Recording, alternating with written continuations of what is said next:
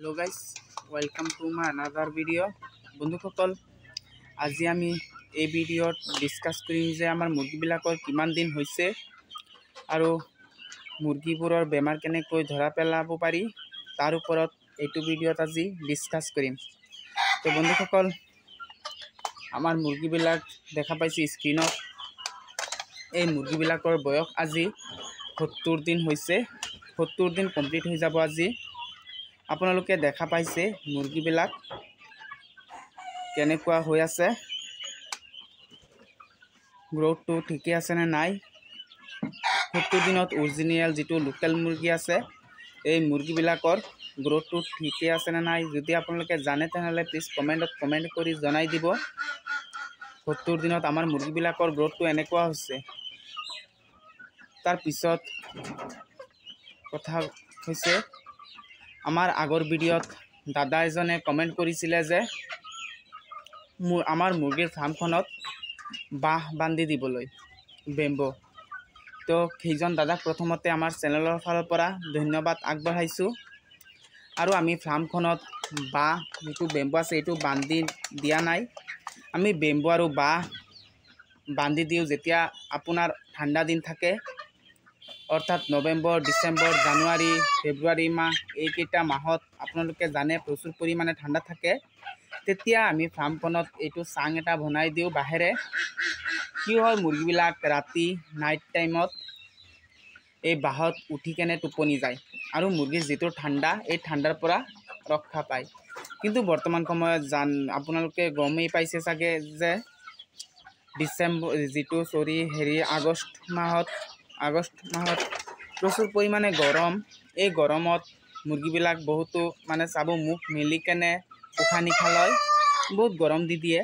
সেইবাবে আমি ইহঁতক মাটিত ৰাখিছোঁ, বালিত। কাৰণ ইহঁত ৰাতি যেতিয়া টোপনি যাব মাটিত টোপনি যাব আৰু মাটিৰ যিটো ঠাণ্ডা এই ঠাণ্ডাটো অলপ পৰিমাণে গাত যাব আৰু ইহঁতৰ যিটো গৰমৰ পৰিমাণটো অলপ কম হ'ব। তো দেখা পাইছে আমাৰ ফাৰ্মখনত কোনো ধৰণৰ ফেনৰ চিষ্টেম দিয়া নাই, আমি এনেকৈ ৰাখি আছোঁ। তাৰ পিছত যিটো কথা এইটো হৈছে যে মুৰ্গীবিলাকৰ বেমাৰ হ'লে কেনেকৈ বেমাৰ চিনি পাব।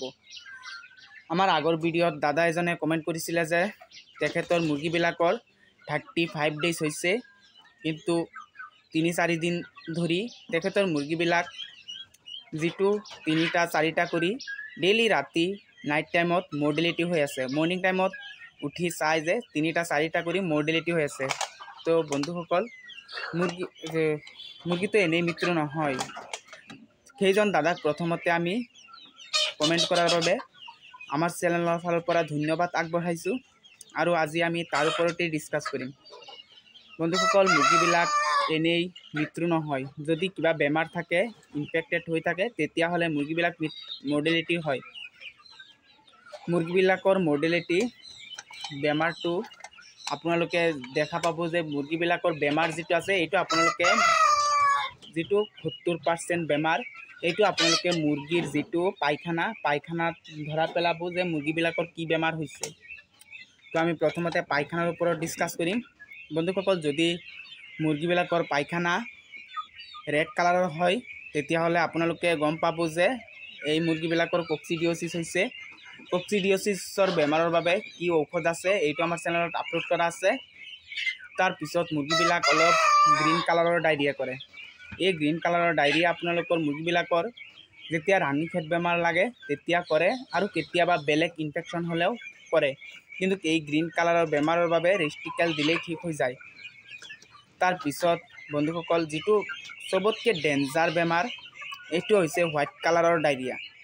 যদি মুৰ্গীবিলাক হোৱাইট কালাৰৰ ডায়েৰিয়া হয় তেতিয়া মুৰ্গীবিলাক মৃত্যু হৈ যায়, মৰি গৈ থাকে।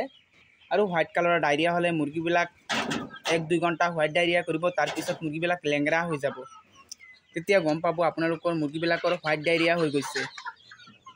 তেতিয়া আপোনালোকে ৰেষ্টিকেল দি দিব। ৰেষ্টিকেল দি দিলে মুৰ্গীবিলাক ভাল হৈ যাব। তাৰপিছত আৰু এটা লক্ষণ আছে, হোৱাইট ডায়েৰিয়া হৈ কেনে পেলু ওলায়। তেতিয়া আপোনালোকে পেলুৰ ঔষধ দি দিব, মুৰ্গীবিলাক ঠিক হৈ যাব।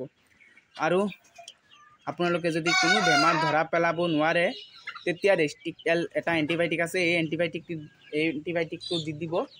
যিকোনো বেমাৰেই হোক, কক্সিডিঅ'চিছ হোক বা গ্ৰীণ কালাৰৰ ডায়েৰিয়া হোক বা আপোনাৰ হোৱাইট কালাৰৰ ডায়েৰিয়া হোক, যিকোনো ডায়েৰিয়াই হোক, পেটৰ প্ৰব্লেম হোক, এই ৰেষ্টিক তেল দি দিলে ভাল হৈ যাব। মানে যিটো ইমাৰ্জেঞ্চি মেডিচিন এইটো হৈছে ৰেষ্টিক তেল।